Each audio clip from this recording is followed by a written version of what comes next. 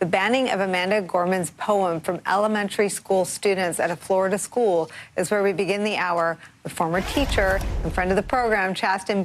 He's the author of the book, I Have Something to Tell You. With me on set for the hour is Maya Wiley, former assistant U.S. attorney, now the president of the Leadership Conference on Civil and Human Rights.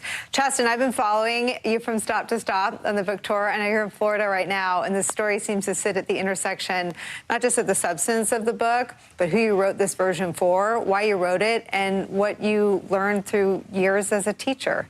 Tell me how you're feeling about this. You know, the number one thing I'm feeling when I see things like this happening is just frustration that young people are consistently speaking up, asking adults in power to focus on the real issues, focus on the real problems.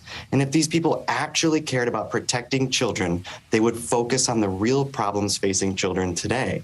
And Amanda's poem is so beautiful because it asks us to think about our place in this country and how we can make it a more perfect union for everyone. What a fantastic lesson to teach our kids to think about who they are as citizens and people. But that's not what these people are focused on. They're just focused on stripping away the voices of LGBTQ people, or in this instance, a young woman of color. It is ridiculous that this is what the adults in Florida are focused on.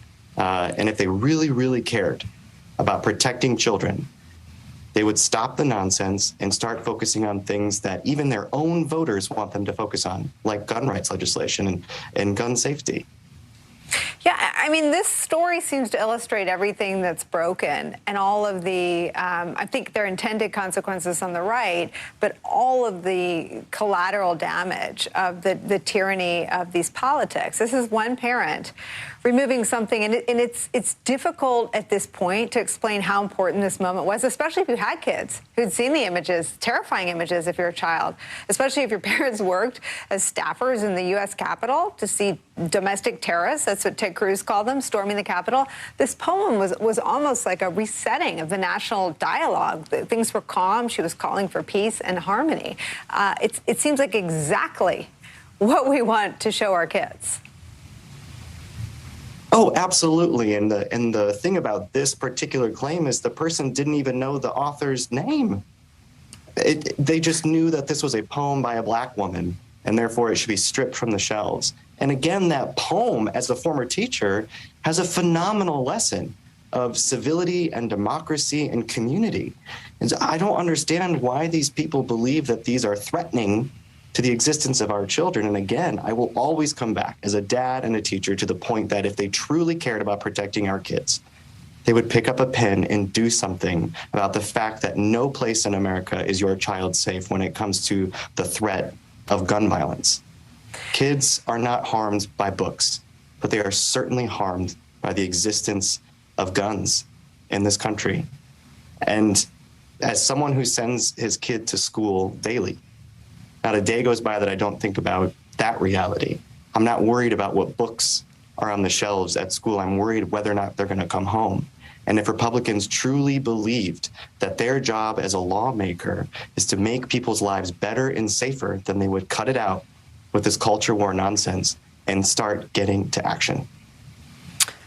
You were also one of the earliest people to speak out about what I'm sure on his part were intended consequences on Ron DeSantis' part, but the human consequences and the toll of his Don't Say Gay bill, the first version. You're now in his state. He's on the precipice, I guess about 45 minutes away from announcing his candidacy for president.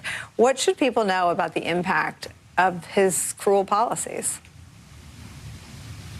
Here's what I know about presidential politics. When you are getting ready to launch a campaign, your message should be who you're for and what you're for and how you are going to bring people together, how you are going to inspire people to believe in a bigger-hearted version of America. And everything that we have heard out of the mouth of this man is who he is against and what he is against. And if you are not within the very small parameters of what he and his team believe are acceptable in this country, then you will be othered and you will be attacked. But again, it's not about what they are for.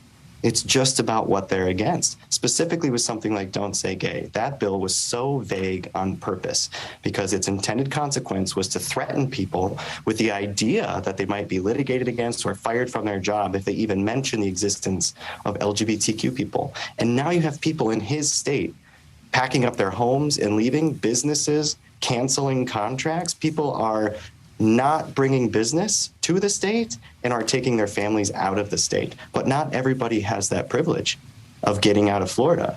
So think about the people who are here on the ground who need help. And again, these people in positions of power aren't focused on helping.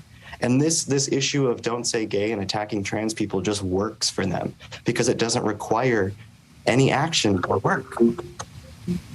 Chasten, I have something to tell you. I've read both can you still hear us? I can hear you. Yeah, I was getting a FaceTime from home, which is quite hilarious. Oh, I don't want you to miss that. Should we let you go? One more. Well, I want to ask you about the book. I've read both. I've read the original. I've read the sort of, bringing some younger readers into the conversation with I Have Something to Tell You. Tell me whether you're concerned that I Have Something to Tell You could ever be the target of efforts to limit who can see it and read, especially this version, which is for younger kids, younger audiences. Oh, yeah. I taught middle school. I'm a dad. I wrote a completely age-appropriate book. So I think if it's banned, it's just politics. But again, it's not about the content for these people. It's just about the existence in general. So my hope is that this book can be helpful not only for middle schoolers, but their parents and their teachers to have these conversations about existing in a country that might not be ready for you. Something I certainly felt when I was a younger person growing up in rural Michigan. But it's so important that we have these conversations right now and we show up for our community. That's why I'm really happy to be in Florida tonight, meeting with hundreds of people to have this conversation about a forward-looking progress in this country. Chasten, I want you to be able to FaceTime the babies before you have to go to your book event, so I'm going to let you go. But thank you I hate that. I got to get the FaceTime sometimes that I want to pick it up on the air. I know that pull.